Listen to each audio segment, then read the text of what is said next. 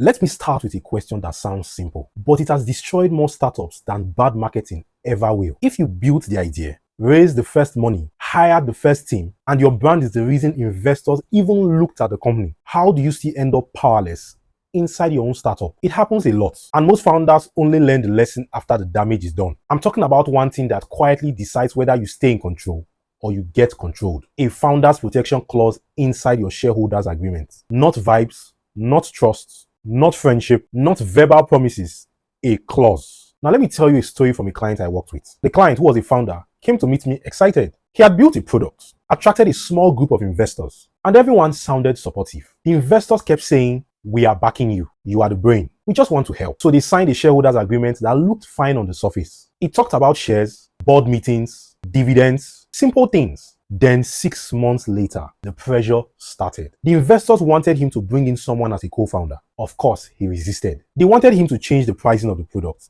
He resisted again. The investors wanted him to move the company's bank account to a new bank and add 2 signatories that were not part of operations. Of course, he resisted. Then one morning, he got an email. The board had held a meeting without him. They passed resolutions. His access to the company's email was suspended. His admin access to the product was removed. And the final line of the email was the one that broke him. "Going forward, you will report to the board through the new acting CEO." Imagine building your own house. Then someone changes the locks and tells you to come and beg at the gate. Now here's the painful part. When we reviewed his documents, the investors did not break the law. They used the agreement.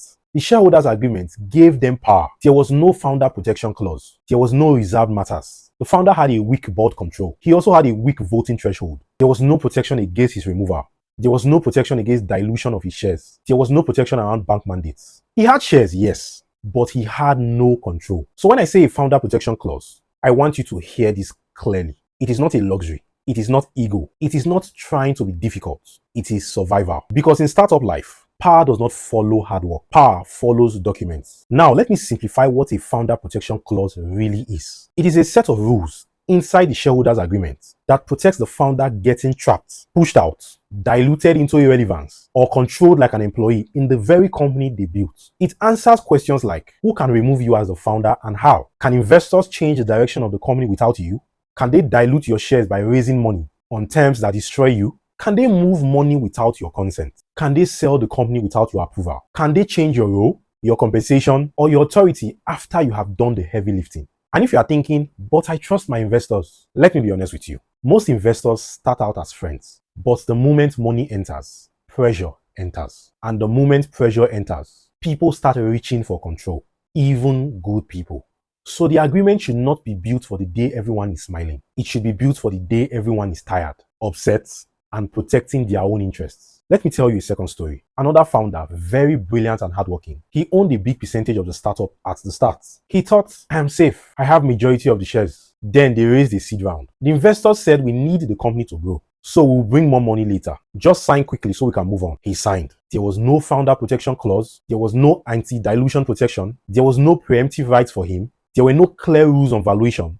There were no restrictions on issuing new shares. There were no requirements that certain decisions must have the founder's consent. 6 months later, they did another round, but they structured it in a way that they created more shares than expected, and the founder could not match it. He did not even have the first right to take some of the new shares. His percentage crashed. He still worked every day. He still carried the brand, but on paper, he was now a small voice. And when the next big decision came, he lost the vote. He came to me and said something I will never forget. I did not know you can be diluted out of your own dream. Now listen, dilution is normal in startups, but destructive dilution is what the founder's protection clause is meant to prevent. There is a difference between raising capital and erasing the founder.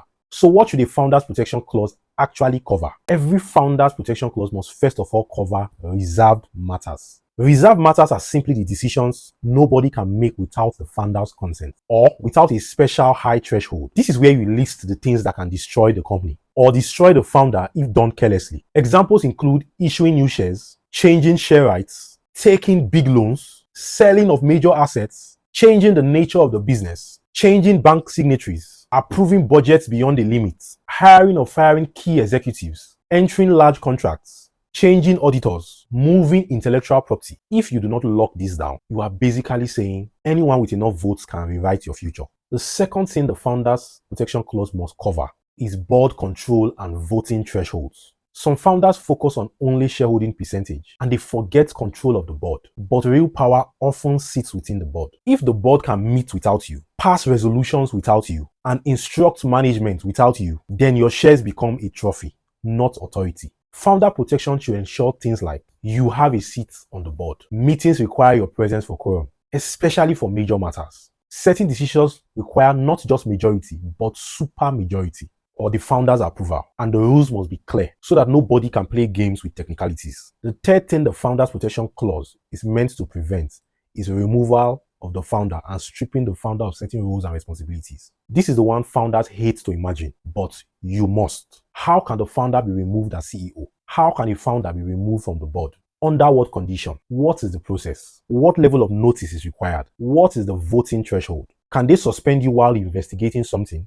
Can they remove you just because they don't like your style? These things must be defined, because when things go wrong, people look for a scapegoat, and the founder is usually the easiest target. A strong founder's protection clause makes removal difficult without a fair process, and it prevents silent takeover tactics. The fourth thing every founder's protection clause must cover is founder vesting, but done fairly. Some investors demand vesting, so if a founder disappears, the company is protected. That is reasonable. But I have seen vesting used as a trap. A founder works hard, but the agreement defines bad liver in a way that investors can easily label you as bad and take your shares for cheap. Founder protection ensures that vesting is balanced, the definitions are fair, and there is a clean distinction between misconduct and business disagreements. The fifth thing the Founders Protection Clause should contain is intellectual property protection. This one is deadly. I had a client who built a product, but the code was not properly assigned to the company, and there was no strong clause protecting the founder for being cut off from what he created. When the investors turned against him, they claimed the company owns everything and he owns nothing. He said, "But I built it." They said, "Yes, but you signed that it belongs to the company, and you also signed that you have no right to access it unless approved." If your shareholders agreement does not properly treat intellectual property, you can lose your own creation overnight. Founder protection ensures that the company owns what it should own, but it ensures that the founder is not stripped unfairly and that transfer, control, and access rules are clear. The sixth thing every founder protection clause must contain is exit protections. This is where drag along and tag along rights come in. In simple terms, drag along can force minority shareholders to sell when the majority decide to sell. Tag along allows minority shareholders to join a sale when majority sells. These are normal clauses, but they can be abused. Founder protection ensures that the founder cannot be forced into a bad sale, a bad valuation, just because someone wants quick cash. It also ensures that if the company is being sold, the founder gets a fair treatment and that the process is transparent. The seventh thing every founder's protection clause must contain is information rights and transparency. Some founders get trapped because they cannot even see the real numbers anymore. They are locked out of accounts, financial statements are delayed, board papers are hidden. The founder protection clause should guarantee the founder access to financial reports, bank statements, board minutes, and key information, so you are never blind inside your own company. Now, if you are watching this and thinking, this sounds like a lot, I agree. But it's easier to negotiate these protections before money enters than after the problem starts. Let me give you a simple reality check. The best time to negotiate founder protection is when investors are still trying to impress you, because after they invest, the negotiation power shifts. So what do you do practically as a founder? Here is how I advise my clients. You do not wait until you're about to sign before asking questions. You ask them early. You make it clear that governance matters. You explain that you are not resisting accountability. You are creating stability. And you pick your battles. You do not try to block everything. You protect what is existential. Control of key decisions, protection against unfair removal, protection against destructive dilution, clear board structure, clear exit rules, clear intellectual property rules.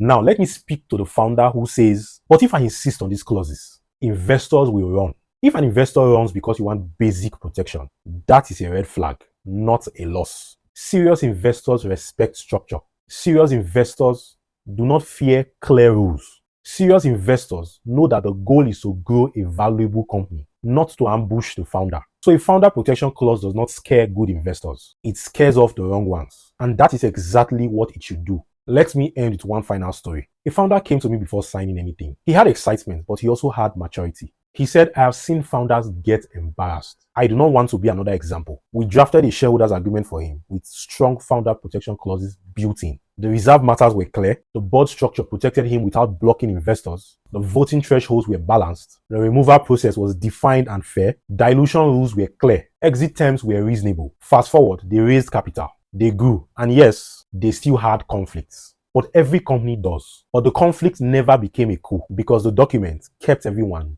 disciplined. And that is the point. Founder protection is not about you being stubborn. It is about preventing chaos. It's about keeping the mission alive when emotions change. So if you're a founder or you are building a startup and you have investors or you plan to raise money, I want you to remember this sentence. A handshake can build a relationship, but only a shareholders agreement can protect your future. If you want control, do not just think of shares, think clauses. Because in the corporate world, what is not written is not protected. If you are currently negotiating with investors or you already have a shareholders agreement in place and you are not sure it actually protects you, this is the moment to review it. Do not wait until you receive that email that you have been removed from the very company that you built. Because when that happens, it is no longer negotiation. It is damage control. If you want more videos like this, where I break down startup legal issues in simple language, follow, subscribe, and send this to a founder who needs it.